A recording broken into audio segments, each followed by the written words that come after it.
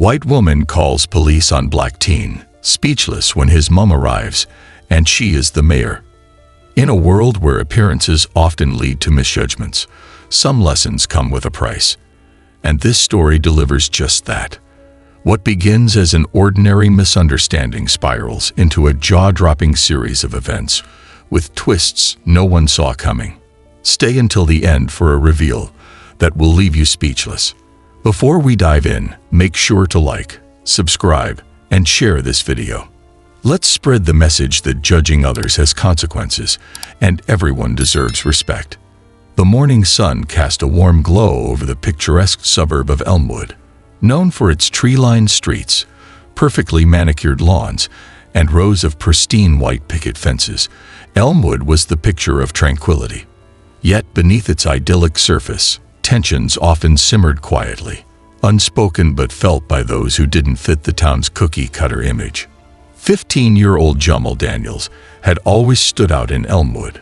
With his radiant smile and natural curiosity, he was well loved by his teachers and peers at school.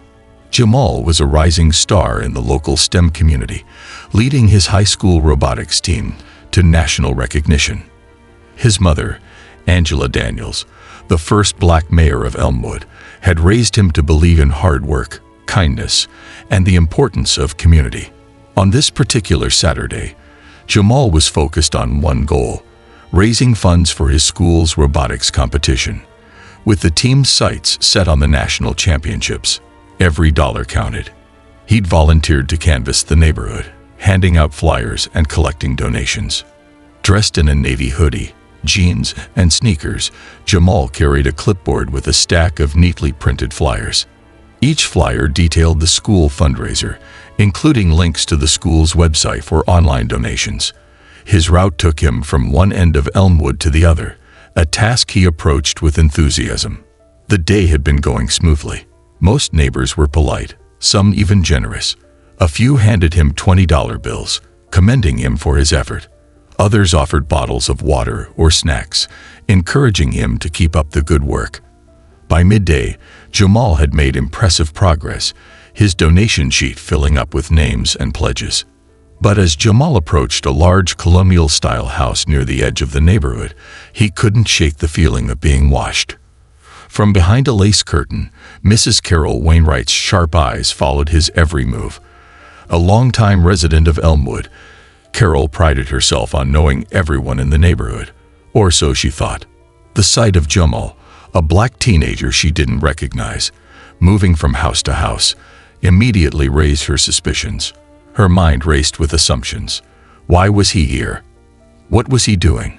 Why was he wearing a hoodie on such a pleasant day?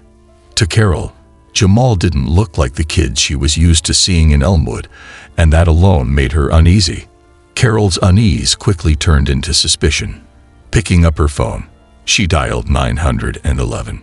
"This is Carol Wainwright," she said, her voice tinged with urgency. "There's a young man wandering around the neighborhood, looking into houses. He's carrying something, maybe a clipboard. I think he's scouting houses to rob." The dispatcher on the other end tried to clarify. "Ma'am, is the individual engaging in any illegal activity? Has he tried to enter any homes?" "Well, no," Carol admitted. "But he's acting suspiciously. You can't be too careful these days." The dispatcher hesitated, then promised to send officers to investigate. Carol hung up and crossed her arms, her eyes never leaving Jamal as he continued to the next house.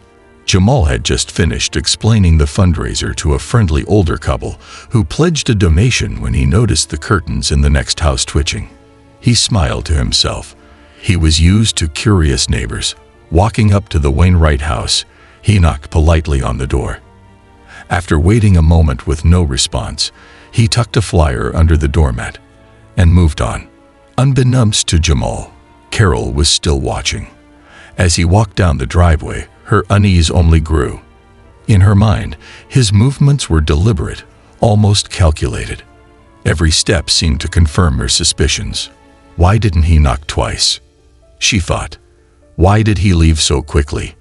By the time Jamal reached the next house, the police were already on their way. Oblivious to the brewing storm, he continued his route, eager to meet his fundraising goal. As Jamal moved further down the street, other neighbors began to notice the growing tension. Mrs. Patel, who lived 2 doors down from Carol, had seen Jamal earlier that morning and chatted with him briefly about the fundraiser. Watching Carol peer through her curtains like a hawk, Mrs. Patel shook her head. "That poor boy," she muttered to herself. "Always so polite. And Carol's over there acting like he's breaking into Fort Knox." Meanwhile, a few houses away, Mr. Hendricks, a retiree who often prided himself on keeping the peace in the neighborhood, noticed Jamal as well. While he didn't share Carol's suspicion, he decided to step outside just in case. When 2 police cars pulled into the neighborhood minutes later, both Mrs. Patel and Mr. Hendricks exchanged uneasy glances. This wasn't the first time they'd seen a situation like this unfold in Elmwood. Jamal was halfway through explaining the fundraiser to another neighbor when he saw the flashing lights.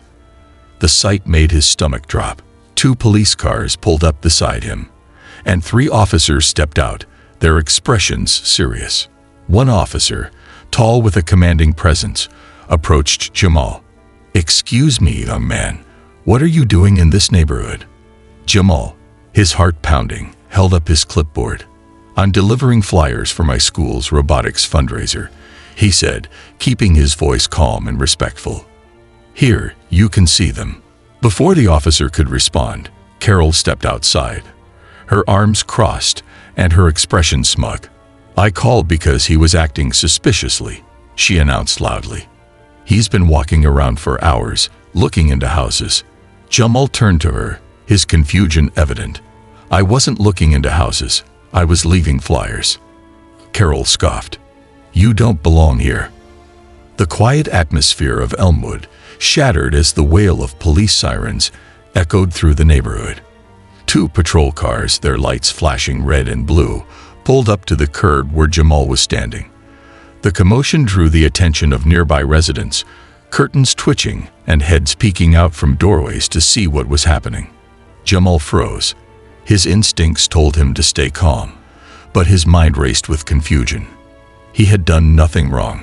Why were the police here? Clutching his clipboard, he took a deep breath, determined to explain himself. Officer Blake, a tall, broad-shouldered man with a no-nonsense demeanor, stepped out of the first car. His partner, Officer Hernandez, followed, her expression a mix of curiosity and caution. From the second car, Officer Miller, a younger recruit, emerged, looking nervous but ready. "Excuse me, son," Blake said as he approached. "We received a call about suspicious activity in the neighborhood. What are you doing here?" Jamal held up his clipboard and smiled politely. "I'm delivering flyers for my school's robotics team fundraiser," he said. "We're raising money for our trip to the national competition." Blake glanced at the clipboard and the stack of neatly printed flyers. "Fundraiser, huh? Do you live around here?" "Yes, sir," Jamal replied. "I live about a mile away, near the community center." Before the officer could respond, Carol Wainwright emerged from her house, her arms folded tightly across her chest. She wore a triumphant smirk, as though she had single-handedly solved a neighborhood crime. "That's the boy I called about," she announced loudly, pointing an accusatory finger at Jamal. "He's been wandering around all day, looking into houses. I'm telling you, he's up to something." Jamal's heart sank. He turned to Carol, his voice calm but firm. "Ma'am, I wasn't looking into houses. I've been leaving flyers for my school fundraiser. That's all." Carol rolled her eyes. "Oh, please. You've been hanging around too long, walking up and down the street like you're scouting the place. I know what I saw." Officer Hernandez, sensing the tension, stepped forward. "Ma'am, let's take a moment to sort this out," she said diplomatically. "We'll check his story." Jamal handed the officers a flyer. It was bright and professional, with his school's logo prominently displayed and details about the fundraiser. Hernandez studied it for a moment before nodding. "This looks legitimate," she said. "It's clear this young man is part of a school project." Carol, undeterred, shook her head. "That doesn't prove anything. He could have printed those flyers himself." I still think you should search him." Jamal took a step back, his composure beginning to waver. "Search me," he repeated, his voice tinged with disbelief. "I haven't done anything wrong." Officer Blake hesitated, exchanging a glance with Hernandez. "We're just here to make sure everything checks out," Blake said, though his tone carried an edge of doubt. "Let's see what's in your backpack, son." Jamal reluctantly handed over his backpack, trying to remain calm. Blake unzipped it and emptied the contents onto the hood of the patrol car. Inside were more flyers, a water bottle, a pencil case, and a granola bar. Nothing remotely suspicious. Hernandez sighed. "It's just school supplies and flyers." "He's telling the truth." Carol frowned, her confidence faltering for the first time. "Well, maybe he's hiding something somewhere else," she muttered. "Or maybe he's part of some gang." Jamal's jaw tightened. "I'm not in a gang," he said quietly, his voice steady but filled with hurt. By now, a small group of neighbors had gathered, drawn by the flashing lights and raised voices. Mrs. Patel, who had spoken to Jamal earlier, stepped forward. "He's just a kid trying to raise money for his school," she said, her voice sharp with disapproval. "I talked to him this morning. He's been nothing but polite." Mr. Hendricks, who had been watching from his porch, joined in. "Carol, you're blowing this way out of proportion," he said. "The boy's done nothing wrong." Carol turned to them, her face flushed with frustration. "You don't know that," she snapped. "He doesn't belong here." "Doesn't belong," Mrs. Patel repeated, her voice rising. "What gives you the right to decide who belongs?" The tension in the air was palpable. Jamal stood silently, his eyes darting between the officers and the growing crowd. His heart pounded, and though he tried to keep his emotions in check, he couldn't help but feel the weight of the moment. No matter how much evidence he provided, Carol seemed determined to paint him as a criminal. As the officers debated their next steps, Jamal made a decision. "Can I call my mom?" he asked, his voice firm. "She knows I'm not here." Blake hesitated but nodded. "Go ahead." Jamal pulled out his phone and dialed his mother. Angela Daniels answered on the second ring. "Mom, the police stopped me," Jamal said, trying to keep his voice steady. "They think I'm doing something wrong."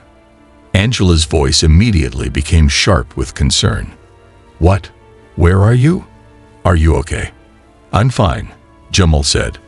"But they're saying I look suspicious. Can you come?" Angela didn't hesitate. "Stay calm, baby. I'm on my way." Hanging up, Jamal felt a flicker of relief. If anyone could handle this situation, it was his mom. But as he waited, he couldn't ignore the humiliation of being treated like a suspect in front of his neighbors. As Jamal waited for his mother, Carol continued to press the officers. "I don't care if his mom comes," she said dismissively. "You need to investigate this further. What if he's a lookout for someone else? He could be a distraction while others rob the houses." Officer Hernandez shook her head. "Ma'am, that's pure speculation. Right now, we have no evidence of wrongdoing." Carol crossed her arms, her voice rising. "So you're just going to let him go? What if something happens later? What if I'm right?" The officers exchanged uneasy glances. Blake, clearly uncomfortable, took a step back, unsure of how to defuse the situation. As the minutes ticked by, the scene grew more tense. Neighbors whispered amongst themselves, some shaking their heads at Carol's behavior, others wondering what would happen next. Jamal stood quietly, his hands in his pockets, waiting for his mom to arrive. In the distance, the sound of a car engine grew louder. Angela Daniels was on her way, and she was about to change everything.